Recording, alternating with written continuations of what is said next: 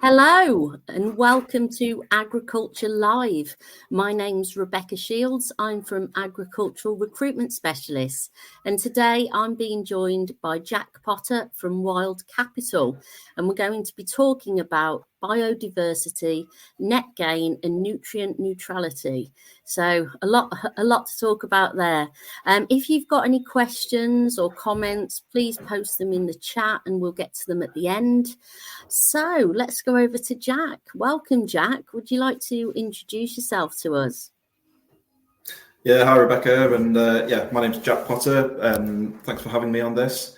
I'm sort of a biodiversity, net gain and nutrient neutrality specialist. Been working in the industry, I guess, most of my working life. Started off in government, and now I've moved over to the dark side, as my former colleagues call it, in the private sector, sort of delivering it in practice. So I'm a director and co-founder of a company called Wild Capital, and we specialise in developing and originating offset schemes in the nutrient neutrality and biodiversity net gain space. So that's what we do. So when you were younger, did you always want to get into the biodiversity side, or how did you come about this? So I think I've always had a passion for ecology, and I always sort of I always thought I wanted to go into the ecology space. I didn't know I was going to go into the offsetting industry or be involved in biodiversity net gain, but biodiversity is just another word for nature. So I guess I always wanted to be involved in nature. But I grew up on a farm. I'm from a long line of farmers on my dad's side, I guess growing up on a farm, being immersed in the environment, every single day, even if it is doing a job, an agricultural job, like checking the sheep or whatever it is, or driving cattle from one side of the valley to the other through a woodland, you're always immersed in that nature, and I think that's what sparked the interest in me. And I was sort of fortunate enough to have very supportive parents who sort of nurtured that and told me to follow what I was most interested in. That's always good. So what makes Wild Capital stand out from their competitors, would you say?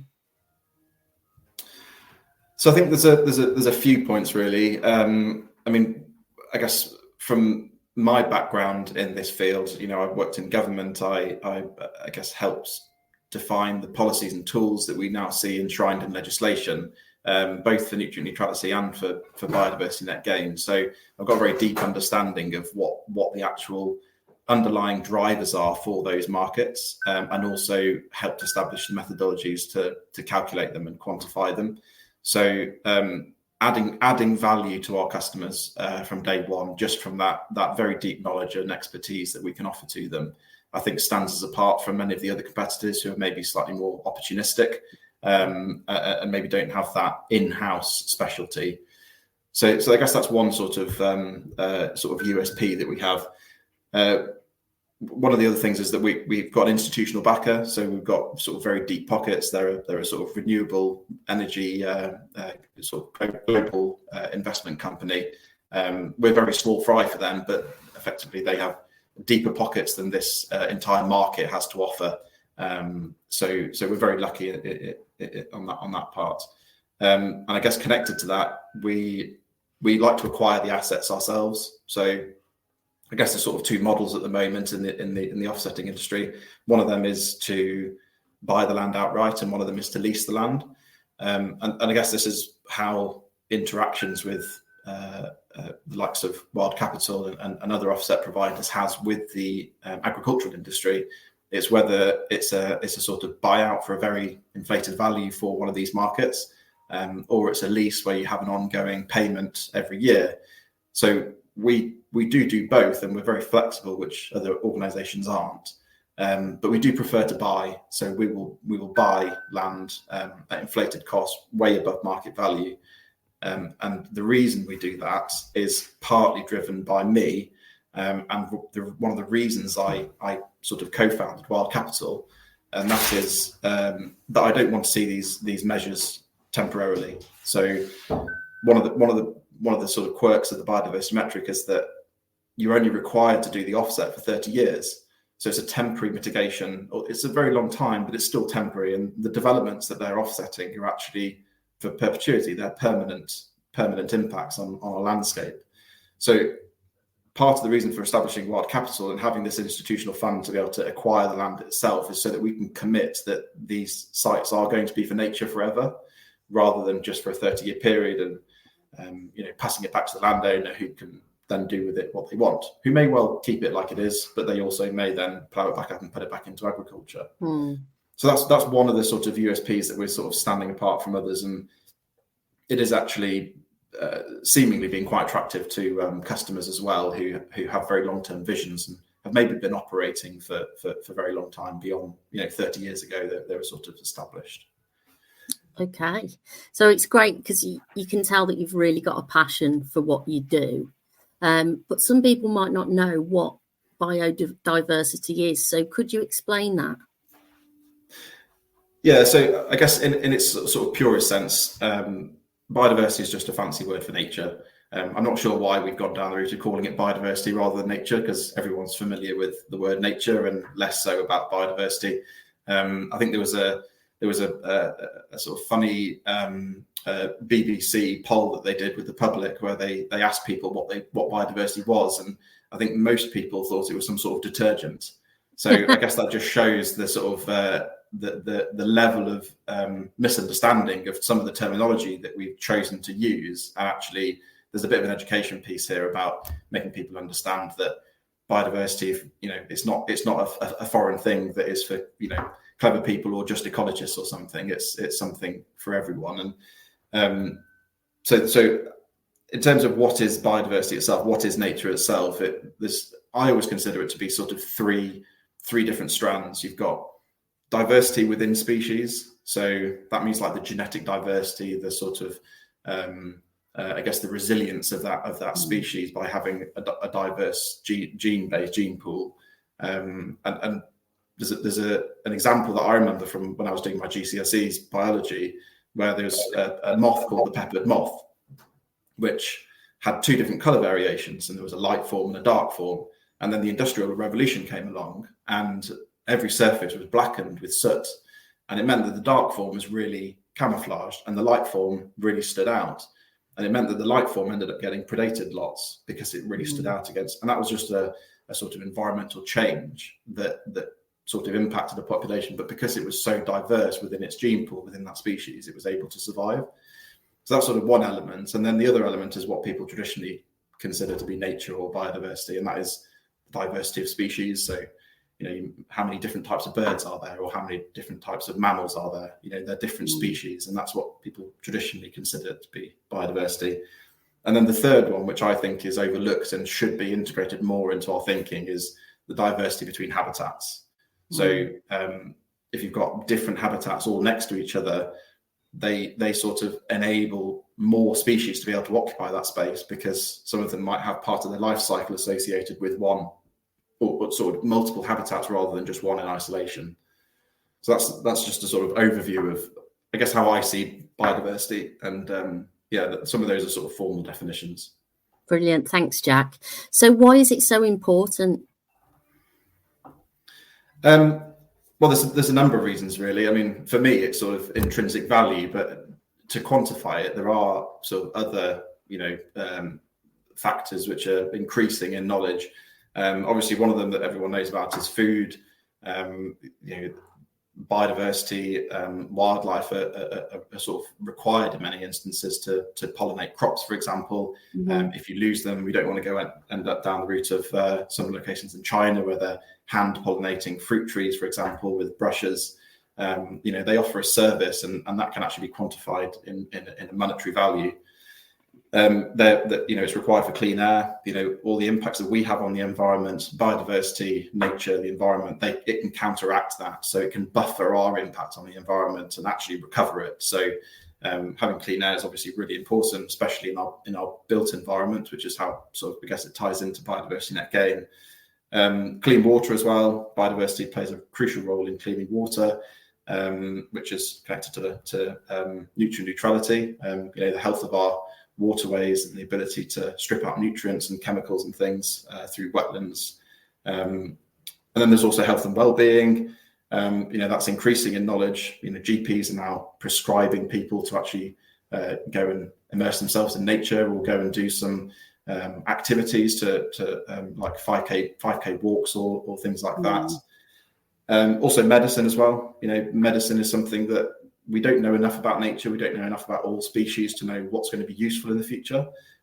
Just as an example, aspirin was discovered from a plant called meadowsweet, which is a fairly widespread plant in the UK, and aspirin is obviously is a very widespread drug. So all of these things they're very useful, and sometimes we don't know when they're going to be useful, or even whether they're there or not. So that's, I guess that's my overview. So what strategies have we got as a country, in relation to biodiversity and being more aware of nature? So in terms of strategies, I think that there's a big movement at the moment for biodiversity and for recovering our landscape, and that's through both the public sector and the private sector. And obviously through the public sector, it's fairly well known. There's government grant funding which gets allocated. I'm not going to comment on the stewardship related schemes and how effective they are, but they tend to add things to an already existing complex system rather than remove it. And whether they've been paying enough money for the right solutions remains to be seen, I think. But I think there's a place probably for a blend of private and public funds in different situations. Obviously, the public funds is very well known to farmers, and I think there's probably some way to go to improve that. But the private side of it is, I guess, what I specialise in, which is these nature markets. Biodiversity, Gain and Nutrient Neutrality are just two of those, and we're going to see a lot more in the future, probably through they call it sort of voluntary biodiversity markets, where effectively companies have to quantify their impacts on nature and then offset that. So obviously reduce it first, but then offset it. And landowners and farmers are going to be crucial to being able to provide that solution to them. So I guess there's a direction of travel. Whether there's a strategy or not, I don't know. Probably not. But I guess it's probably public pressure and partly government driven agendas which is going to drive this. So are there many job opportunities within this sector, would you say? Oh, it's absolutely massive. Yeah. I mean, I never thought that when I started down this road, when I left university, that I would be in a very high demand area. As far as I was aware, there was more people applying for jobs than there were jobs. So you ended up getting squeezed down, and you'd end up basically not getting paid very much for doing a job. And that didn't bother me because I was passionate about it. And I actually selected the organisation I worked for based on who paid the poorest. That might sound really strange, but I wanted to have more responsibility for the wage that I had. So I thought, well, people who are paying the worst are going to be giving more responsibility for that wage, and there'll also be less qualified people applying for those jobs, so I'm more likely to get it. So then, and that worked. Clever way of thinking. And I ended up scaling up through the company fairly rapidly because I was effectively overqualified and underpaid, which was great if you want to succeed through that company. But it was difficult to break in. And I think since then, it is completely turned on its head. And the number of people that are moving from company to company, being headhunted and all sorts, is unreal. People are moving around all the time just because there isn't enough expertise in this industry, because it's new, it's nascent, and there's not enough people coming through. And I think that's potentially going to be an issue. Okay, so Andrew's posted a comment there, Andrew Goff. He said, you've done a great description. It's nature is what biodiversity is, but what career opportunities are there in the space for students still at school and maybe a year away from leaving school?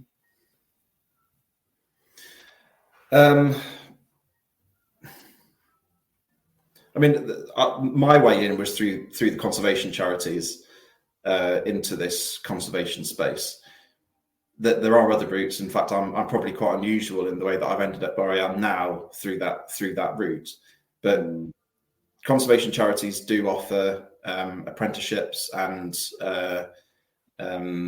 internships. So I started on an internship, so I wasn't paid anything, but I had free accommodation, and yeah, basically used some savings to fund, feeding myself basically.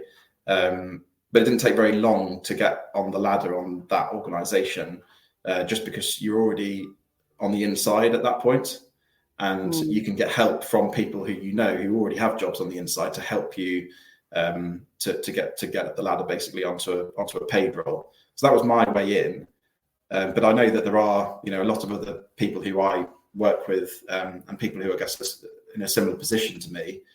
They've gone through going to I did go to university, but a lot of people have gone through the university to ecological consulting degrees so that they go straight into an ecological consulting job.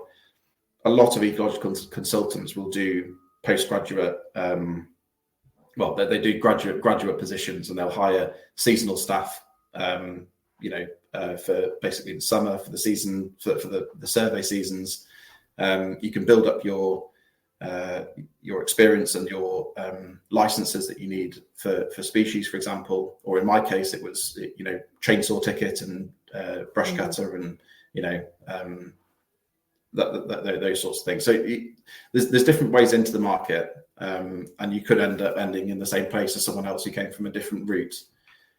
But I guess the main thing is to shine, I think, to really throw yourself into it. I think if you sort of sit back and don't pull your weight and really immerse yourself in it and show that you're committed and you've got good work ethic, regardless of what route you go into, then it's going to be tricky for you to scale and break into the industry.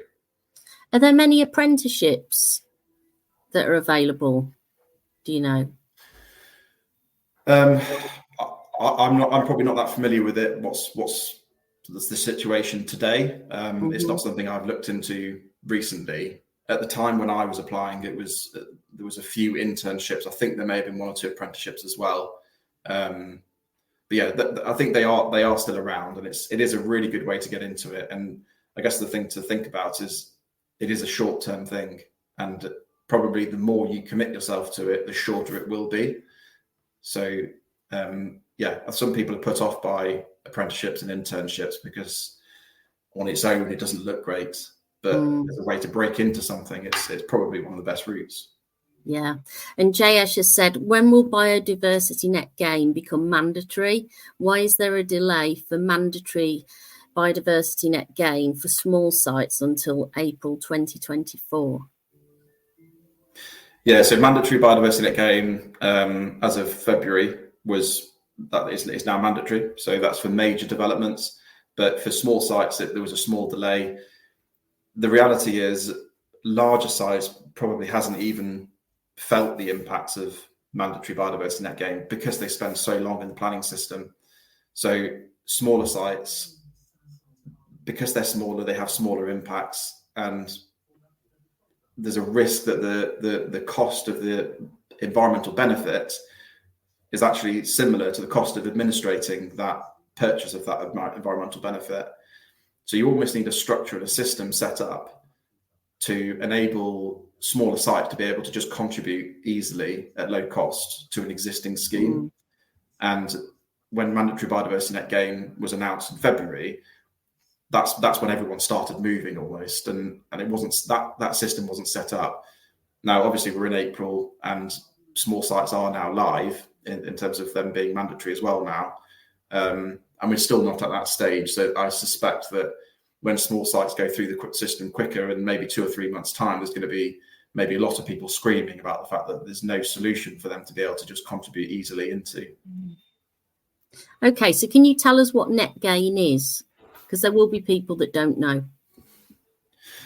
Yeah, so I mean, biodiversity net gain is simply just balancing the books of nature from an impact of a development site, and adding a bit more into it. So you've got a development site that may well be impacting some, species poor grassland, for example, or an arable field or something on the edge of a town, and they're building some sheds or they're building some houses, and that nature gets quantified through the biodiversity metric. So that's what I was working in Natural England and in sort of government team helping to build and define the policies for, and it quantifies nature effectively.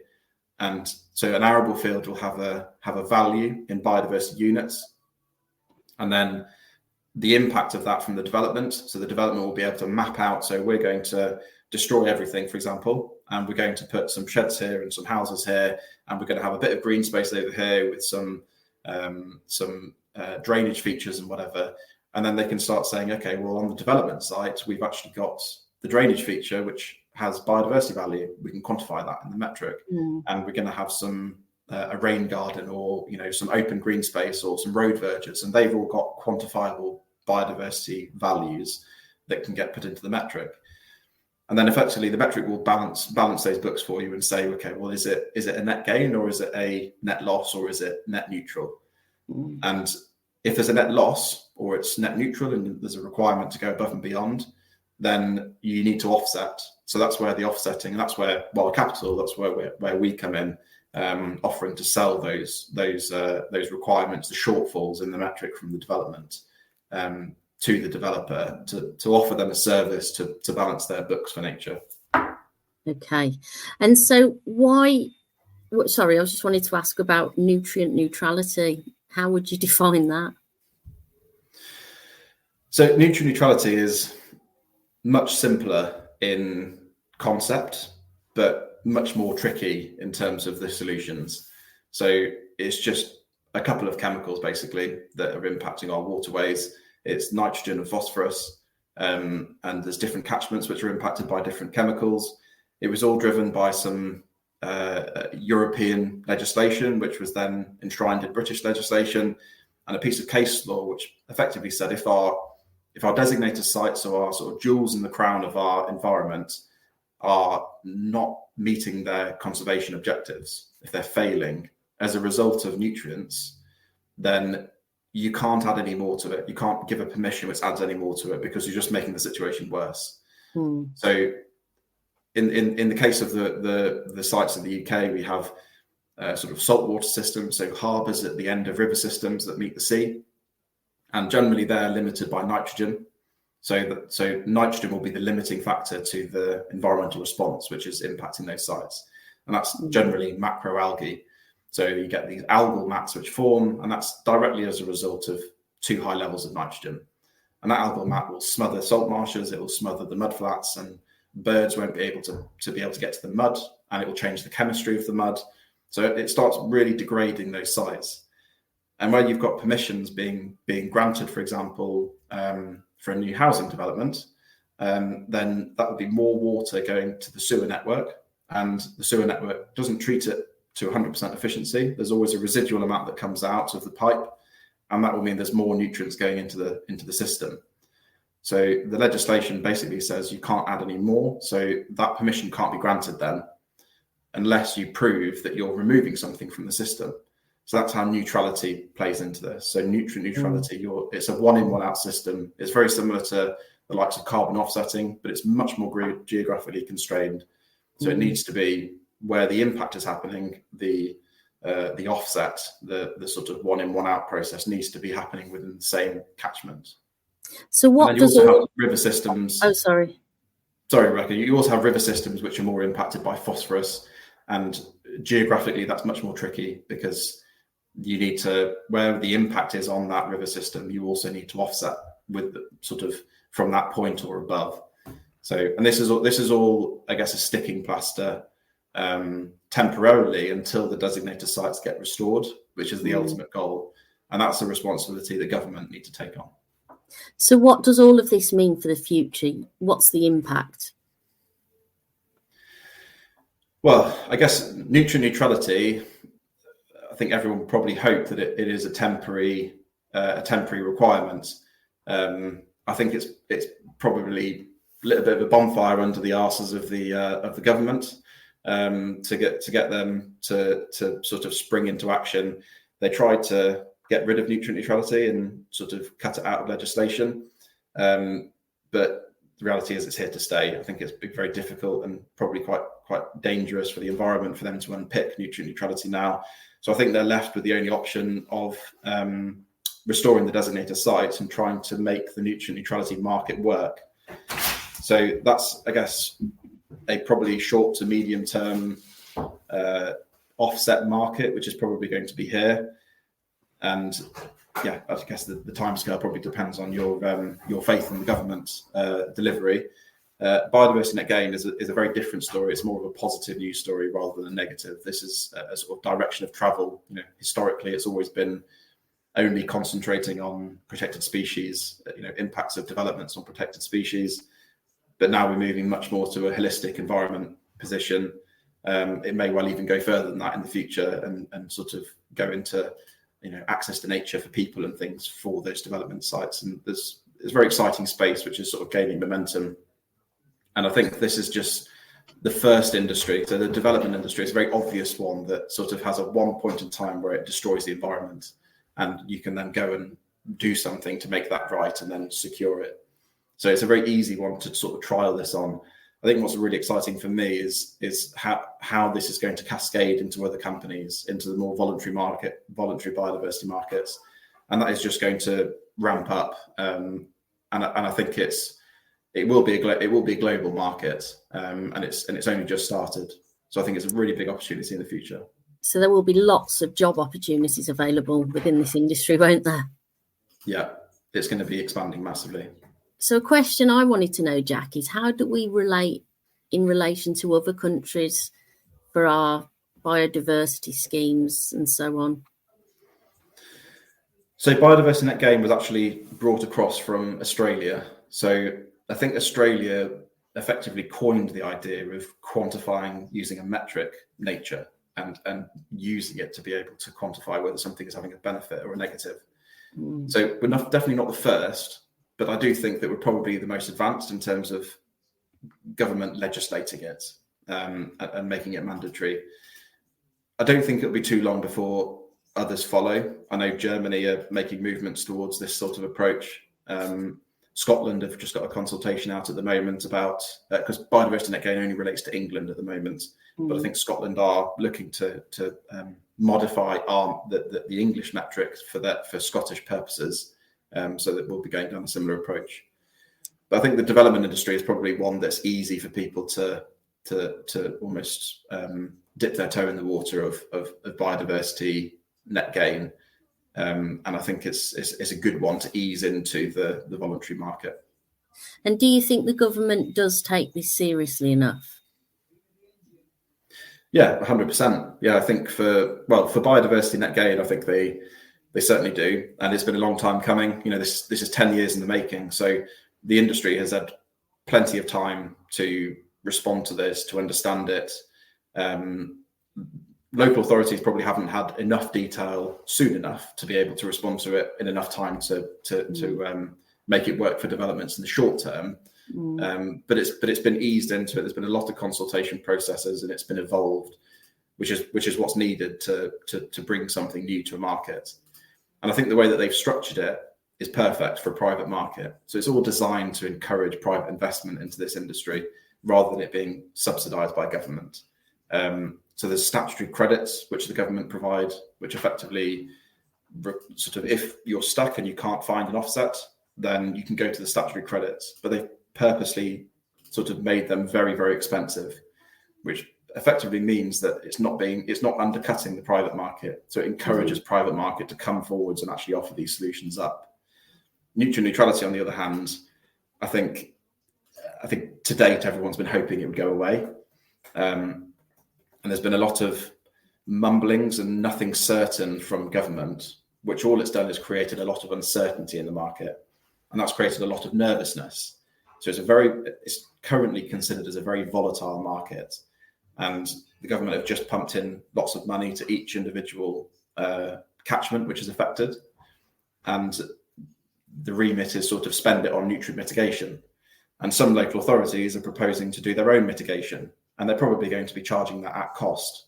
So again, that creates huge uncertainties for that market.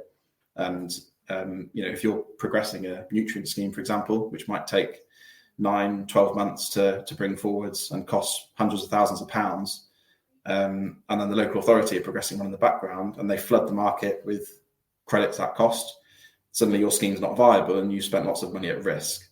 So I think then there needs to be a lot more direction from government currently, and also transparency over different types of schemes before that sort of joins the level of biodiversity net gain in terms of the planning process.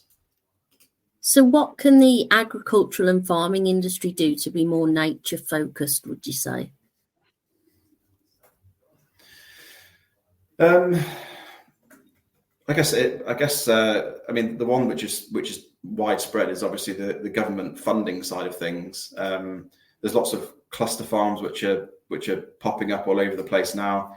I know our own family farm was part of a cluster farm for many years. To understand, I guess, holistically across a landscape, what is actually best for your landscape, and having some advice from an expert ecologist, what's important on your farm and what it's special for, because something might be common to you, but actually in the context of the UK, it might be very rare and it might be very special.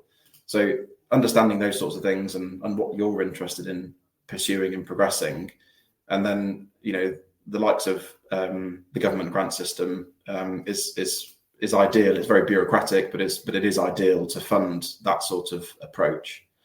And there's there's the voluntary market to keep an eye on. Biodiversity net gain. There's obviously the selling of parcels of land which are maybe poor pieces of land agriculturally. They might lie wet, and they might not particularly yield high for agriculture, but for biodiversity it might be absolutely perfect. In fact, it quite often is the case that is the case. But there's also the lease side of things. But I mean, it's getting advice on what you've got is probably the first step, and cluster farms and ecologists are, I guess, the probably the best route for that. And there's been a big push with tree planting and things like that, hasn't there? Yeah, but people love trees. You can name them and say, a million trees, and people can hear a number in their head and think that's great. So it's the right trees in the right place, as people say. And there's government funding to plant trees. I think, this isn't my area of expertise, but I know in the sort of there's a sort of carbon market opportunity with a blend of sort of public and private finance, where the government will pay to plant the trees, and private finance through carbon offsetting would effectively create the yield which is required to make it work for a farm. So there's various opportunities like that, and there are also companies that are saying, for every, I spoke to one a year ago or so who said for every piece of equipment they sell, they sell telehandlers, and for every telehandler they sell, they'll plant a tree. And they accumulated a pot of money and came to me and said, right, we need to plant some trees. Where do we plant them? And this is how much we've got. So there are some probably niche opportunities like that which might be useful. So there's going to be lots of new opportunities in terms of recruitment in this market, and in terms of new entrants into the sector.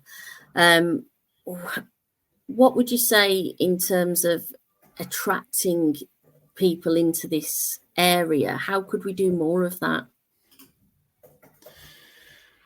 I think it's work experience. I think a lot of people who work in this industry are genuinely really passionate about it. And I personally feel like just exposing yourself to someone who is really passionate about something is actually enough to spark an enthusiasm in it. So I think shadowing people, having work experience, maybe when you're at school, or maybe looking at internships, apprenticeships type thing, to be exposed to those sorts of people, I think is a good way to spark an interest. But maybe at the education side as well, there could be more to be done. I know when I was at school and also at university, there's probably a lot to be desired in terms of opening doors and making you aware of these opportunities. I certainly didn't know that this was something that was coming down the road and could be an opportunity to go into and specialise in. So yeah, there's probably a few things. Yeah, definitely. And I think things move so fast that jobs that when we were at school weren't even there, that, you know, that are now for us to even consider. Yeah, no, 100%. It's the same with me. I didn't think I'd be doing this when I was at university or at school. Yeah.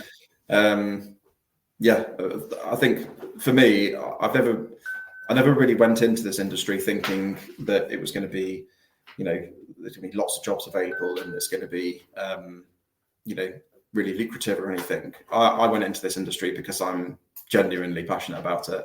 It is my life passion, and I would have done it whatever happened. It's just completely by chance that there's quite high demand for jobs at the moment. But I think even if there wasn't, I'd still be really happy, and I think that's really important, to do something that you are genuinely interested in. So I wouldn't necessarily encourage people solely to go down this route, you know, purely because there's a job available. But most people do like nature when they get to know it, though, and I think it's a difficult thing for people not to be inspired by it, especially when you're surrounded by people who are passionate about it. And I think, like, the young people now are a lot more environmentally aware than, say, 20 years ago. Yeah, no, 100%. Yeah, no, it's definitely going up the public agenda. I think there probably is quite a bit to do in terms of educating what's important, because I think sometimes headlines and things that can get people's attention aren't always the sort of best direction. Sometimes there are, you know, things that are crying out that need attention that don't get that public sort of airing, which need it. Definitely. Well, thanks, Jack. I've really enjoyed talking to you today. We've had some good questions which we've covered. It's given me a lot to think about. I'm sure the viewers, listeners will have a lot to think about too. Thank you, everybody, for watching and joining us today. And thank you, Jack. If you've got an interesting topic in agriculture or farming or related that you would like to talk about, please contact me via Agricultural Recruitment Specialists, which is www.agrirs.com. And all that's left to say is thanks again. Would you like to say goodbye, Jack? Yeah, no, thanks for having me, Rebecca. It's been a pleasure. Thank you.